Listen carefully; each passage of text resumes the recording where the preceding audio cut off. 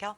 Well, as we just heard, the stakes are indeed very high for these peace talks, not just for the future of the Middle East, but for politics here in the U.S. So joining us now are Adam Geller, a Republican pollster, and David Mercer, a Democratic strategist. Thank you both for joining us.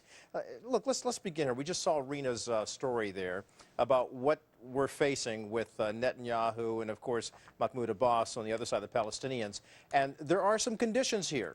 So what does the United States have to do to make sure that these conditions are met so they can move forward with some sort of peace deal? Adam? Well, I mean, the first thing that they could do is something that they failed to do. I mean, Secretary of State Clinton said that an agreement could be reached within a year. That is setting an unbelievably high expectations that is almost destined to fail, even if we keep our fingers crossed and we do ultimately get a settlement. To suggest a timeline like that is a recipe for disaster and sets them up to fail. Jump in there for me, please. I will, Kelly. In response to Adam, I think we can't go into these peace talks or any negotiations or peace talks with that kind of attitude or cynicism or doubts going in trying to secure peace. It is too much of a reward, and we have to take risks to do it.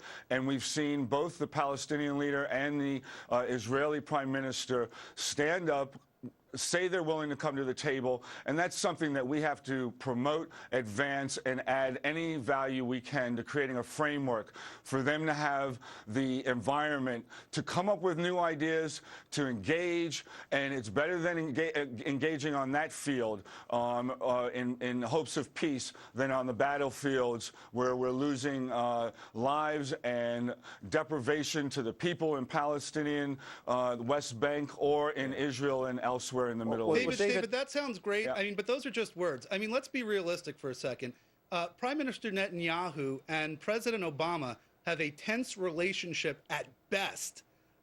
There is, on the other side, on the Palestinian side, President Abbas has a fractured coalition, and Hamas doesn't want a negotiation. So what are we recommending, Adam, that they should just accept what you're saying and never come and disengage and turn their interest away from peace? That would be seeing it to Al-Qaeda. I will tell you exactly what we should do, David. Extremist ideas and measures. Here's what you do. You bring these guys to the table. You don't set a timeline, and you go incrementally, and you absolutely tell each side that there's going to have to be concessions. But to suggest that we're going to have this done in a year, are you kidding me? Gentlemen, let me jump in there for a moment. Let's not focus on the time zone, The Secretary of State said it, David. The two leaders have acted to come to the table. We are not going to turn our back on an opportunity such as that to engage them and to promote the environment and advance peace. David, it's set up for failure. Let me point out something. David and Adam, let me point out something. Sure. Both of you are being contentious here, and I understand why, because it is a very passionate issue. People want to see some sort of peace come to the Middle East, and since 1993, the Oslo Accords that formally launched a peace process, we have not seen the Palestinians or the Israelis come to the table with any concrete peace plan that they complied with. Kelly. Now, let me make this point here. This is a notable achievement for the Obama administration. My question to both of you is, what role would the president himself have to play in brokering some sort of deal, albeit with a timeline that Secretary of State Hillary Clinton has set? But is that timeline something, here's the second question, is that timeline something that she's saying this is a hoped-for goal, an end goal to this game?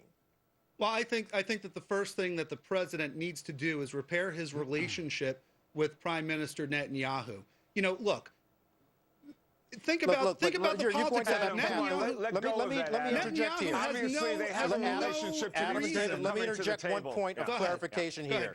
The last time we saw these two world leaders together, Israel President Benjamin Netanyahu as well as President Barack Obama, they stood side by side, and whether it was for show or for the public, they said that they had cemented their relationship and there was nothing wrong with the relationship. Now they're moving forward with this kind of plan where both leaders had to agree, along with Mahmoud Abbas of the Palestinian government, to come together. So let's start with a point of order here, saying that we might have some common ground here.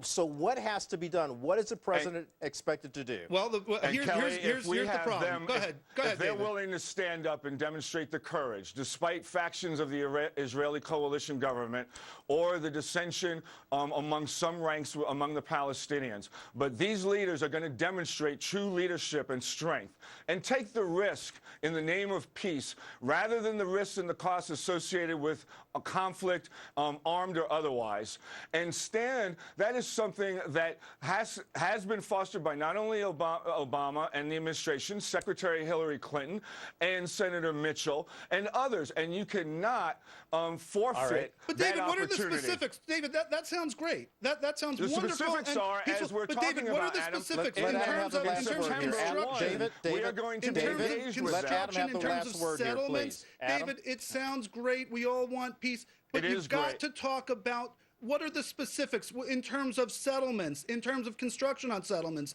Those are the kinds of questions that you have to answer because, yeah, we all want peace. And but that's now, why how they're are you getting going to get it together, done? Adam, is Getting to together seek and those doing what? answers to I got to resolution. interrupt you. We're running out of time here. Boy, we could go on and talk about this because we haven't even discussed Hamas and the other issues That's that are right. there. But Adam and David, I want to thank you both. Obviously, Pleasure. this is what we're going to be looking at September 2nd. It's going to happen. They're going to sit down and talk about it, and we will see what role the president will play as well as these two leaders coming together to try to broker some sort of peace deal for the Middle East. Thank And you, let's keep gentlemen. hope Thanks. alive. Thank you. Okay. Keep hope alive. All right. Maybe you should have had Juliet? your referee uniform on today.